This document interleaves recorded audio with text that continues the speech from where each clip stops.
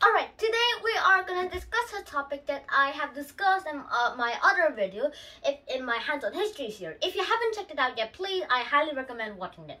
And today we are going to talk about ruthless, not exactly ruthless, but like to Westerners, barbarian, but a great Mongol and the greatest conqueror of all time.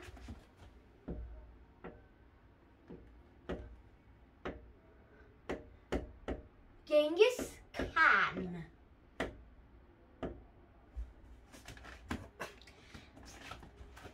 Now, to be straightforward, this isn't how you pronounce his name. It's not Genghis Khan. That's what most Westerners call him. It's actually Genghis Khan.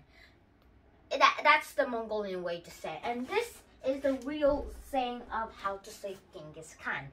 And keep that in mind. But we're going to use Genghis Khan today because that's what you're familiar to. Right, now we're going to talk about the short life of Genghis Khan. And I hope you can just follow along with this. Alright, so let's get started. Our story begins with actually not Genghis Khan himself, but his mother, Olun. Here, I'll spell it for you.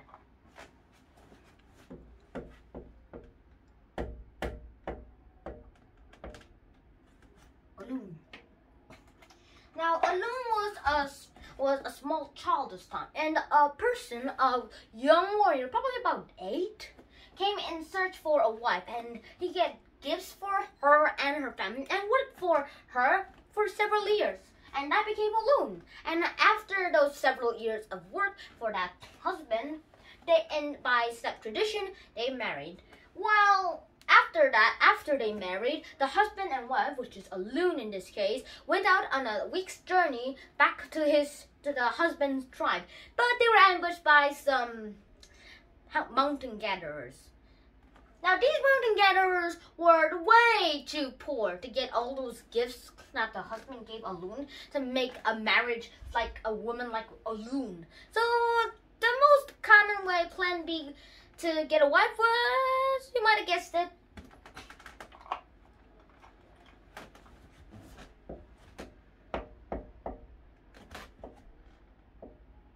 kidnapping. Now, at first, when I first heard this term, kidnapping, I just thought that kids were napping. But it turned out it was just stealing kids alive. And it was also done commonly to parents in the old ages. And that's what happened to Olun's to her husband. Now, before the mountain gatherers even found them, Olun hopped off the horse from her husband. We don't know his name ever. And by a legend, she gave her coat to her husband, and that was the last time they would see each other after an embracement, of course, which is kind of cute to me. And after that, Olun was captured and was forced to live by her kidnapper, a man named Yasuge.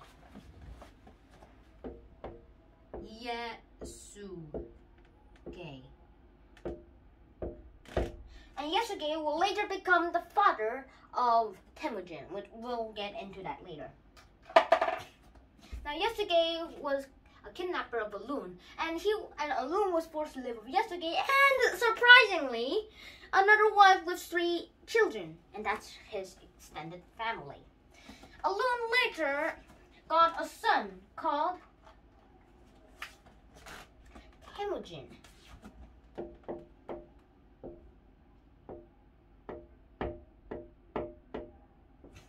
By legend, it is said that Temujin was born as a baby, was holding a blood cut in his fist, and that was a sign that he will become a great warrior and a great conqueror one day. But no one knows for sure.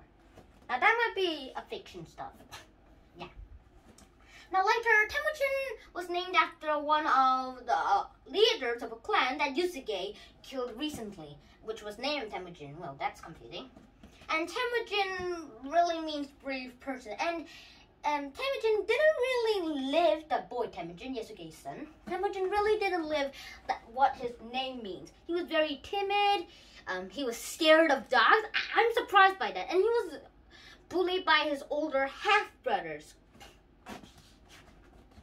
But Temujin, when he became 8, Yasuke, his father, went out to find a wife for Temujin. Yasuke wanted to find Temujin a wife quickly because he spared no love for Temujin. And he even left Temujin by himself, all alone with no provisions, when they were going on camp into another place. Yeah. And Yusuke went out to find the wife when Temujin became 8 years old. Now, when Temujin became 8 years old, they were setting out to find a wife. Yeah, blah blah blah. And on later, they met a tribe and went for a feast with them. They had a daughter called Borte. And Temujin and Borte seemed to get along together. So with some talking, blah blah blah, they were arranged to marry. So Temujin was sent to Borte to live and work for several years, and when Temujin's service was complete, they would be old enough to marry. Cute. Now along the way, Yasuke was coming back to his tribe.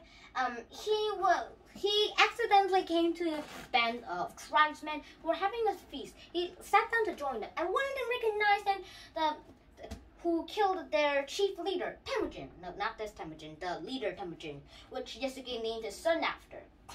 So they secretly poisoned Yasuke's food, and Yasuke died. But surprisingly, not immediately.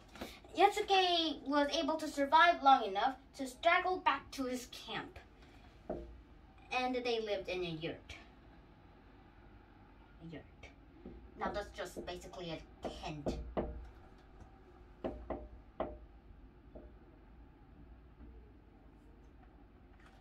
Now Yasuke ordered Temujin to be summoned to him. Not that Temujin, Yasuke's son. But Temujin was too late. When he returned, Yasuke already died. That went where? So this was the tragic beginning of Temujin becoming Temujin Khan to Genghis Khan. Now I just talked about his early life as a childhood, and he later got a blood brother called Jemuka.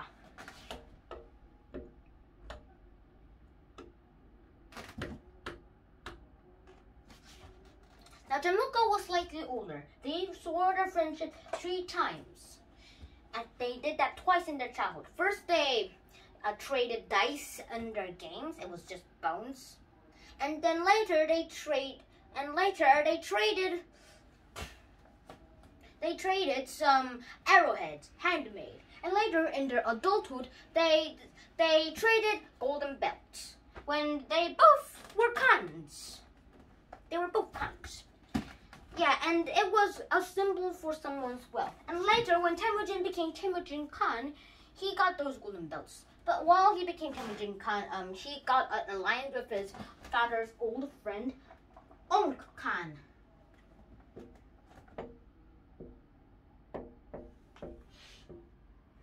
Now, Onk Khan was seeing Temujin as his son, and Temujin saw Onk Khan as his new father. So after Onk Khan kinda got Temujin's family's provisions, and after the blood brother alliance for the 3rd time, Borte, Temujin's wife, was kidnapped. Oh, I forgot to mention that Borte was later married to Temujin, eventually, and they stayed together for the rest of their lives. Now Borte was kidnapped but saved by Temujin, but surprisingly, she got a baby 9 months later, after her rescue. Now, it is not known that if Borte was scootily pooping with her kidnapper, or it was a Temujin scootily pooping with Borte. Now, I use a lot of scootily pooping in my words. I'm sorry about that. Yeah. And later, after Temujin and Borte got friends together, and after Temujin killed Jemuka, which Jemuka wanted, Temujin became Genghis Khan. Finally, Genghis Khan. Now, after he became Genghis Khan, like that he was a Khan, he didn't know what his 3rd step was. So he decided to conquer the whole world. Now, he died before he could conquer the whole world, but he was able to control the middle of Asia, Eurasia. And when he died, his empire stretched from Eastern China all the way to the golden point of Europe. Well, that's fun. Now, after Genghis Khan died, he let his grandsons and great-grandsons and great-great-grandsons and so on to make more empires. Now, Genghis Khan's son was able to only inch it up by its inch size on a map, but then later, Genghis Khan's grandson later was able to do it. Then another grandson, Kublai Khan, here, this is one of the most famous Khans after Genghis Khan. Let me write it. Kublai Khan.